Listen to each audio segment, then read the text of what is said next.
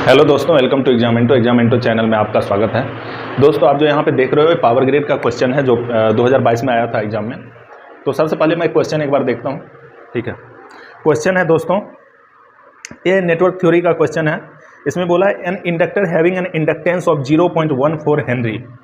ठीक है, 0.14 Henry and a resistance of 6 ohm is connected in series with a capacitor across 50। Resistance क्या है? Series में connected है कैपेसिटर के साथ विथ 50 हर्ज फ्रीक्वेंसी सप्लाई। ठीक है, कैलकुलेट द कैपेसिटिव रिएक्टेंस, मतलब कैपेसिटिव रिएक्टेंस XC निकालना। Required to give the circuit power factor 0.6 lagging, assume supply voltage to be sinusoidal. ये आपका क्वेश्चन है। रेजिस्टेंस दिया हुआ है, इंडक्टेंस दिया हुआ है, आपका L क्या है, फ्रीक्वेंसी दिया हुआ है सप्लाई फ्रीक्वेंसी, और क्योंकि सप्लाई वोल्टेज जो है वो साइनोसॉइडल है।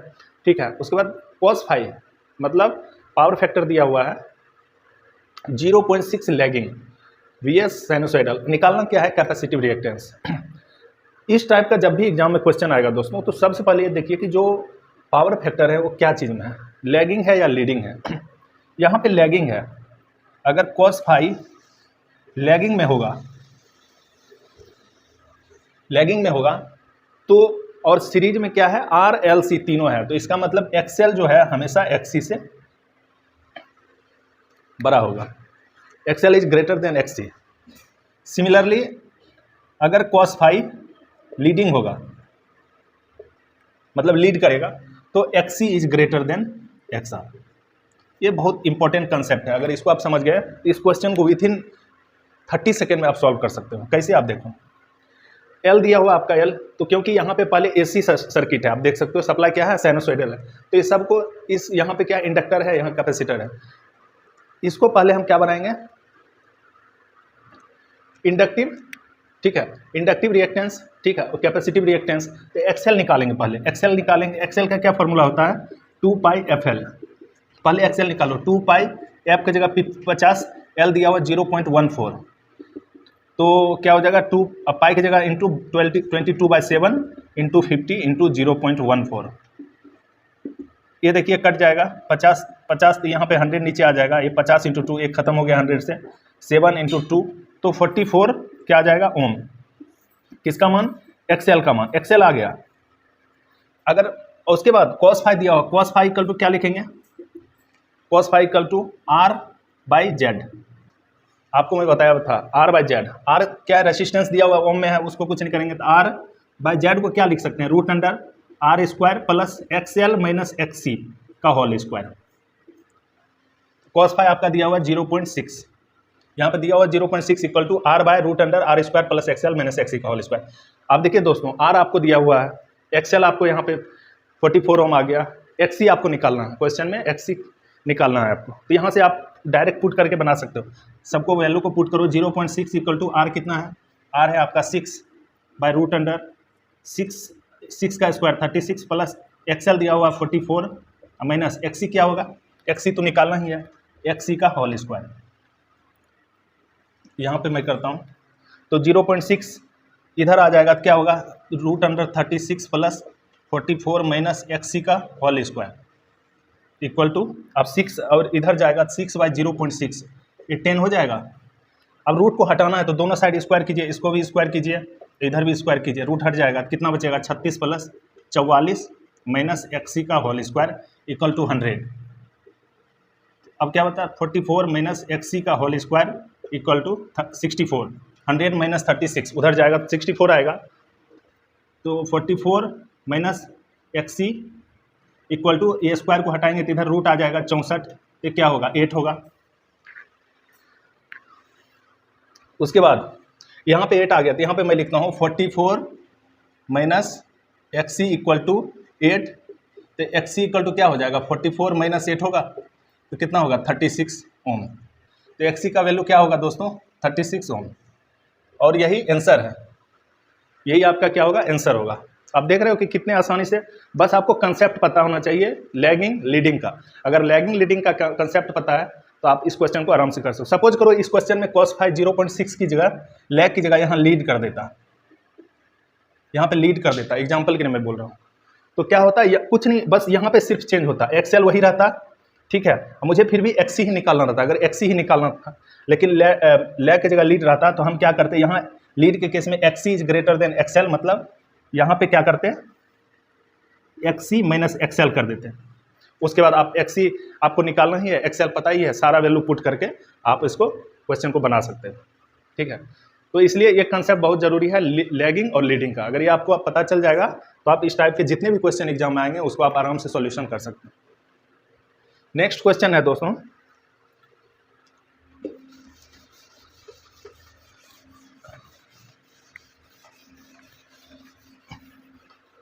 मैं सोच रहा हूँ कम टाइम में आप लोग को ज़्यादा कुछ बताने के लिए। ठीक है, नेक्स्ट क्वेश्चन है आपका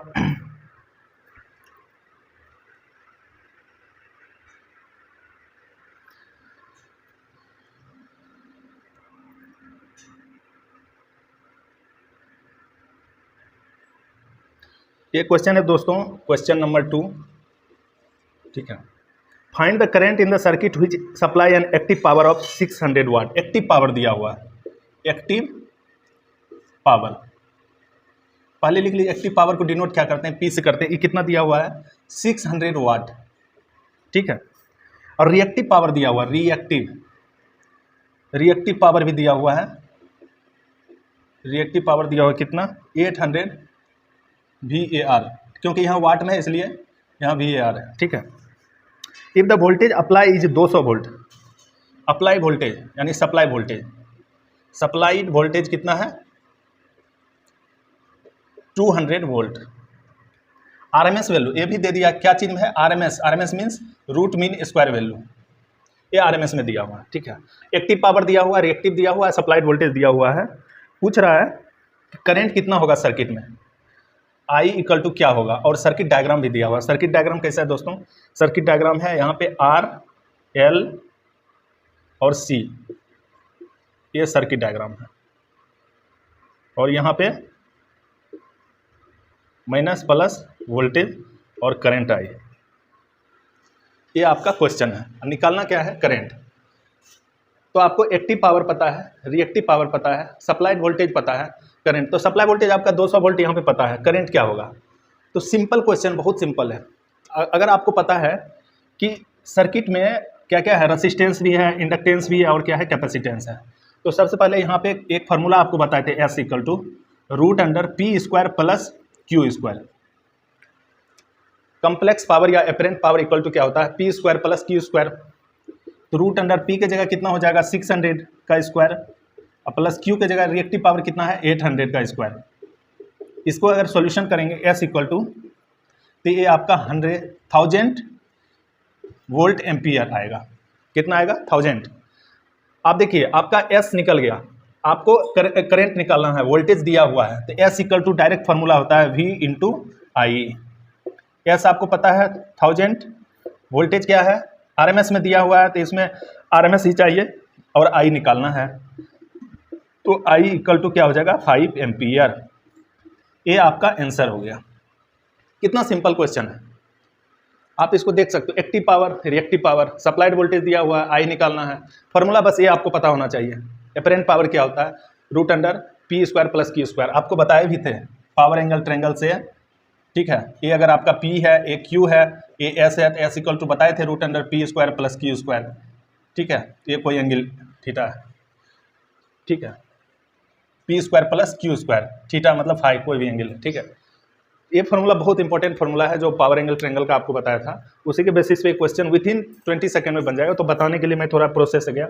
अगर आप इसको एग्जाम में बनाते तो सिंपल यहाँ पे डायरेक्ट 1000 आता, उसमें डिवाइड कर देते कितना से, वोल्टेज से 200 से, तो आपका 5 एम्पियर करंट आ जाता है। नेक्स्ट क्वेश्चन है दोस्तों, इसमें अगर कहीं डाउट आप लोग को लगे तो आप लोग जरूर कमेंट बॉक्स में कमेंट कीजिएगा।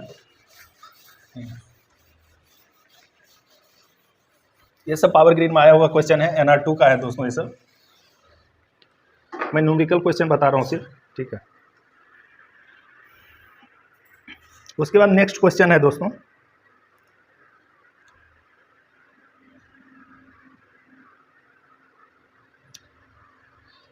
Question number 3। इसमें बोला है कि the reactance offered by a capacitor to alternating current of frequency F is 10 ohm अब देखिए एक्सी दिया हुआ, एक्सी इक्वल टू दिया हुआ है 10 ओम, ठीक है, और फ्रीक्वेंसी क्या दिया हुआ है, एक्सी 10 ओम कब है, जब फ्रीक्वेंसी क्या है, एफ है, ठीक है। If the frequency is made to operate at 2f, इस फ्रीक्वेंसी को हम f1, पहला केस में f दिया हुआ है, और दूसरा केस में इसको हम क्या करेंगे, 2f कर देंगे फ्रीक्वेंसी को, मतलब 2 टाइम्स कर देंगे, फ्रीक्वेंसी डबल कर देंगे, तो रिएक्टेंस क्या होगा, रिएक्टेंस का वैल्यू क्या होगा। तो आपको एक चीज बताया था, एक्सी इक्वल टू 10 ओम, तो एक्सी इक्वल टू क्या होता है, 1/2 पाई एफसी, ये आपको पता है। इसको अगर, क्योंकि देखिए यहाँ पे 2 पाई क्या है, कांस्टेंट है, और एक कैपेसिटर है, ठीक है, कैपेसिटेंस का वैल्यू क्या होगा उसमें दिया रहेगा, तो यहाँ पे एक कर सकते हैं, XC is directly proportional to 1/f, या XC is inversely proportional to F, ठीक है। तो इस कंसेप्ट से इस क्वेश्चन को आप आराम से बना सकते हैं। यहाँ पे मान लेते हैं XC1 इतना है, फ्रीक्वेंसी F1 F है, जब फ्रीक्वेंसी F है उस फ्रीक्वेंसी को हम डबल किए तो XC2 का मान क्या होगा, यही तो एग्जाम में पूछ रहा है। तो यहाँ पे क्या कर सकते हैं, इसको XC1 into F1 equal to XC2 into F2, बस आपका क्वेश्चन बन गया। बस XC1 क्या है, 10 है, 10 इंटू F1 यानी F है, XC2 मुझे निकालना है, F2 क्या है, 2F है, FF कैंसिल हो गया, XC2 क्या होगा, 10/2 कितना हो जाएगा, 5, तो XC2 इक्वल टू 5 ओम, यही आपका आंसर हो जाएगा। बहुत सिंपल है, बस आपको एक कंसेप्ट पता होना चाहिए, XC equal to 1/2 pi FC। अगर इसी केस में XC की जगह, ठीक है, यहाँ पे कैपेसिटिव रिएक्टेंस की जगह कैपेसिटिव रिएक्टिव कैपेसिटेंस दे देता है, ठीक है, या रिएक्टेंस, तो उसमें उस केस में क्या, एक्सएल इक्वल टू क्या होता है, 2 पाई FL, उस केस में XL directly proportional to frequency हो जाता है, लेकिन कैपेसिटेंस के केस में क्या होगा, 1/f, ठीक है। यहाँ इंडक्टिव रिएक्टेंस है, एक कैपेसिटिव रिएक्टेंस, इंडक्टिव रिएक्टेंस जो है डायरेक्टली प्रोपोर्शनल टू फ्रीक्वेंसी, लेकिन कैपेसिटेंस क्या होता है, inductive capacitive reactance inversely proportional to 1f, ठीक है, इसको याद रखें। नेक्स्ट क्वेश्चन है,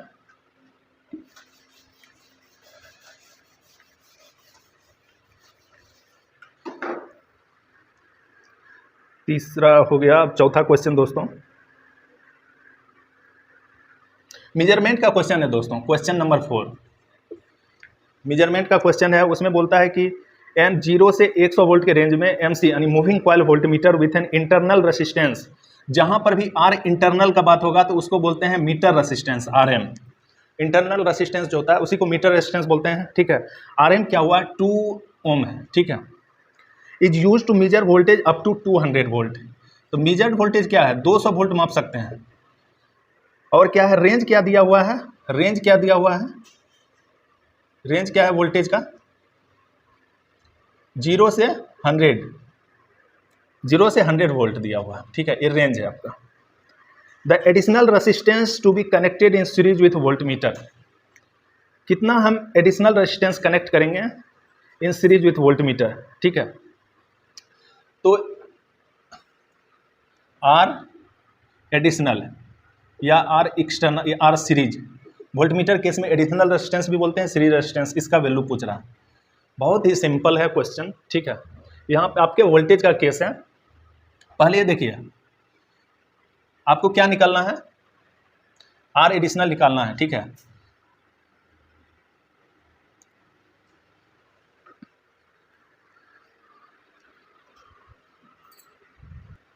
तो यहाँ पे दोस्तों R एडिशनल या R सीरीज रेजिस्टेंस निकालना, किसके केस में, वोल्टमीटर केस में। तो यहाँ पे एक फार्मूला, बहुत इंपॉर्टेंट फार्मूला है, आप लोग मेजरमेंट में पढ़े भी होंगे, R, ठीक है, R सीरीज रेजिस्टेंस अगर निकालना है तो क्या, RS equal to RM into VM/V-1, VM/V को मल्टीप्लाइंग फैक्टर भी बोलते हैं, M equal to VM/V, VM क्या है, 200 वोल्ट, ठीक है, और कितना, रेंज क्या है, 100, मैक्सिमम रेंज 100 है, तो यहाँ पे M मल्टीप्लाइंग फैक्टर, M क्या है, M को बोलते हैं मल्टीप्लाइंग फैक्टर। इस सपोज देखो यहाँ पे सिंपल आपको पता चल जाएगा, वोल्टेज रेंज 0 से 100 वोल्ट है, मैक्सिमम कितना है, 200 वोल्ट रीड कर सकते हैं इसी रेंज में, मतलब इसका दोगुना कर सकता है, तो मल्टीप्लाइंग फैक्टर 2 हो जाएगा। ये तो मैं बताने के लिए आपको यहाँ पे लिखा हूँ, अगर आपको ये पता है कंसेप्ट तो आप एग्जाम में विथ इन 10 सेकंड में इस क्वेश्चन को कर सकते हैं। RM आपको दिया हुआ क्या है, मीटर रेसिस्टेंस क्या है 2, और VM/V क्या है 2 -1, कितना हो जाएगा 2 ओम। तो RSE या एडिशनल रेसिस्टेंस RAD, ठीक है, कितना हो जाएगा 2 ओम। तो ये आपका क्या हो जाएगा, आंसर हो जाएगा। ये तो दोस्तों वोल्टमीटर के केस में। अगर अमीटर के केस में RSH निकालना होगा, शंट रेसिस्टेंस, उसका भी मैं फॉर्मूला लिख देता हूँ। RSH के केस में RSH इक्वल टू RM/M-1, ठीक है, RSH equal to RM/M-1। M वहाँ पे भी मल्टीप्लाइंग फैक्टर होगा IM/I, ठीक है। इस फार्मूला को यूज करके आप वहाँ से शंट रेजिस्टेंस निकाल सकते हैं, ठीक है, अगर अमीटर के केस में दिया रहेगा। क्योंकि ये वोल्टमीटर का बात किया, वोल्टमीटर में हमेशा क्या होता है, सीरीज में कनेक्टेड होता है, इसलिए हम लोग RSC निकालते हैं। लेकिन अमीटर के केस में हमेशा शंट रेजिस्टेंस निकालते हैं, RSH इक्वल टू RM/M-1। बहुत इंपॉर्टेंट फार्मूला है दोस्तों ये, और ये वाली फार्मूला बहुत इंपॉर्टेंट फार्मूला है, सारे एग्जाम में आते हैं, एक एक क्वेश्चन लगभग इससे। नेक्स्ट क्वेश्चन की मैं बात करूं,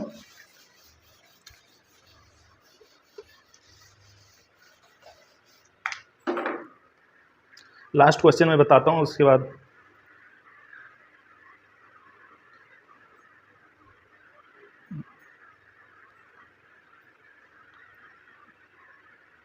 एक और क्वेश्चन था दोस्तों।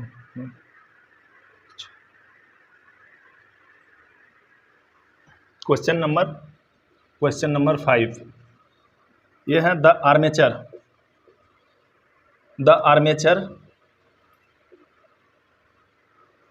ऑफ 3 फेज अल्टरनेटर का क्वेश्चन है। Alternator has 240 slots.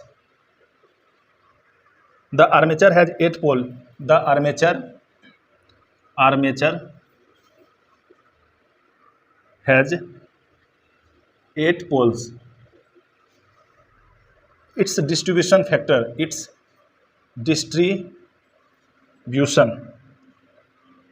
निकालना है। इसका कैसे निकालेंगे, डिस्ट्रीब्यूशन फैक्टर निकालना। तो सबसे पहले ये जो क्वेश्चन है दोस्तों, अल्टरनेटर का क्वेश्चन है। अल्टरनेटर मीन्स सिंक्रोनस मशीन, ठीक है, सिंक्रोनस जनरेटर। अल्टरनेटर का दूसरा नाम क्या है, सिंक्रोनस जनरेटर। तो ये क्वेश्चन बहुत इंपॉर्टेंट क्वेश्चन है। इसमें क्या है कि आपका दिया हुआ है कि 3 फेज का अल्टरनेटर है, उसमें आर्मेचर में कितना स्लॉट्स है, 240 स्लॉट्स है। द आर्मेचर हैज 8 पोल, मतलब 8 पोल का आर्मेचर है। It's distribution factor. तो सबसे पहले आपको पता होगा कि जब भी हम लोग अल्टरनेटर पढ़ते हैं, उसमें हम लोग वाइंडिंग फैक्टर पढ़ते हैं। वाइंडिंग फैक्टर को हम लोग K से डिनोट करते हैं। उसके बाद K इक्वल टू क्या होता है दोस्तों, K इक्वल टू होता है KC इंटू KD। KC को हम लोग बोलते हैं, KC को कॉयल स्पैन फैक्टर, और KD को बोलते हैं, KD को कॉयल डिस्ट्रीब्यूशन फैक्टर। यहाँ पे क्या निकालना है, डिस्ट्रीब्यूशन फैक्टर यानी KD निकालना है। KD का वैल्यू कितना आएगा, यही निकालना है, मतलब हमको फाइंड करना है KD इक्वल टू क्या, व्हाट। तो सबसे पहले आपको फॉर्मूला याद रखना बहुत जरूरी है। डायरेक्ट फॉर्मूला से एक क्वेश्चन बन जाएगा, ठीक है। KC इक्वल टू होता है cos α/2, और KD इक्वल टू होता है sin mβ/2 m sin β/2। अब यहाँ पे क्योंकि हमको निकालना क्या है, डिस्ट्रीब्यूशन फैक्टर का फॉर्मूला क्या होगा, sin mβ/2 by m sin β/2, ठीक है। तो हम पहले sin mβ/2, तो KD equal to sin mβ/2 by m sin β/2। तो पहले मुझे m निकालना है। तो m कैसे निकालेंगे, m निकालने के लिए m इक्वल टू क्या होगा, स्लॉट पर पोल पर फेज, ठीक है। तो स्लॉट कितना है, number of slot, armature slot से यहाँ पे दिया हुआ है 240 बाई पोल कितना है 8, और फेज कितना है 3, तो कितना हो जाएगा दोस्तों 10। m निकल गया, m क्या है 10। अब यहाँ पे जब आप ऑप्शन में देखेंगे, अलग अलग ऑप्शन है, ठीक है, option A B C D। तो A में तो 10 है नहीं, m की जगह 10 होगा, ठीक है। अब मुझे क्या निकालना है,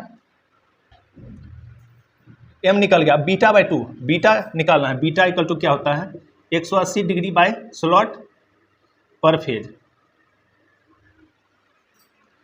तो 180 बाई स्लॉट क्या होगा, स्लॉट कितना है 240 और फेज कितना है दोस्तों 3। तो यहाँ पे कितना हो जाएगा, जीरो खत्म, तो 3 8 यानी 9/4। 9/4 क्या हो गया, बीटा हो गया।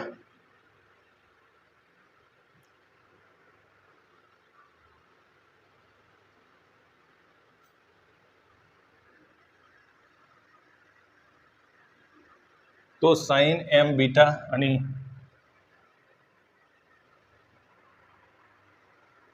कहीं गलत कर रहे हैं, पॉज करो तो,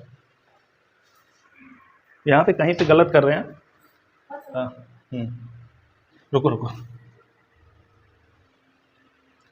यहाँ पे दोस्तों कहीं मिस्टेक हो रहा है। मिस्टेक ये हो रहा है कि यहाँ पे m तो निकल गया, यहाँ पे स्लॉट पर पोल होगा, यहाँ पे फेज नहीं होगा, पोल होगा।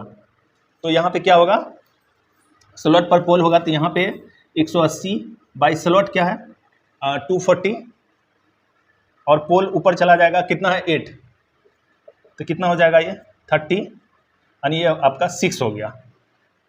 बीटा क्या है आपका निकल गया 6। तो अब यहाँ पे हम डायरेक्ट पुट कर सकते हैं, साइन m कितना है 10 इंटू 6/2 बाई m की जगह 10 इंटू साइन 6/2। तो साइन कितना हो जाएगा 30 डिग्री बाई 10 साइन 3 डिग्री। ये आपका KD निकल गया। यही आपका आंसर है एग्जाम में।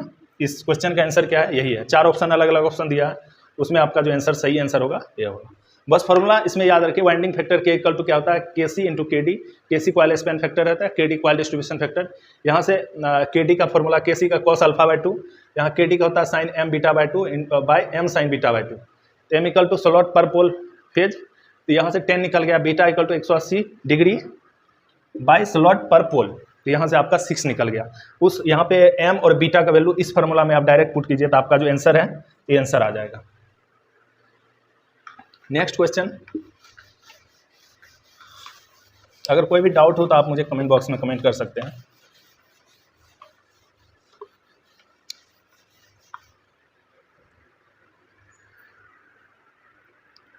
नेक्स्ट क्वेश्चन है दोस्तों, एक क्वेश्चन नंबर 6, बहुत सिंपल क्वेश्चन है, इसमें कुछ नहीं है। इसका आंसर क्या होगा, थीटा इलेक्ट्रिकल पूछा, थीटा इलेक्ट्रिकल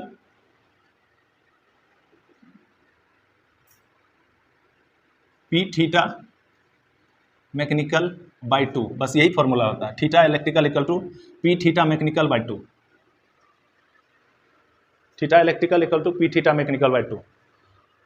तो इसको अगर एग्जाम में थीटा इलेक्ट्रिकल दिया रहेगा इतना डिग्री, थीटा मैकेनिकल दिया रहेगा, पोल निकाल सकते हैं। P means P equal to pole, ठीक है, P क्या हो गया पोल। बहुत सिंपल क्वेश्चन है, इस टाइप का क्वेश्चन एग्जाम में आते हैं ऑब्जेक्टिव क्वेश्चन में। दोस्तों आज का 6 क्वेश्चन का डिस्कशन मैं कंप्लीट किया हूँ, ठीक है। अगर आप लोग को डाउट हो तो आप लोग मुझे कमेंट बॉक्स में कमेंट कर सकते हैं, कोई भी प्रकार का डाउट हो, ठीक है। जहाँ पे भी आपको अगर समझना है तो मैं ट्राई करूँगा कि आपके जो भी डाउट होंगे उसको क्लियर करने के लिए। Thanks for watching. जो भी मेरे इस यूट्यूब चैनल पर नए हैं कृपया करके सब्सक्राइब कर दीजिए। Thank you.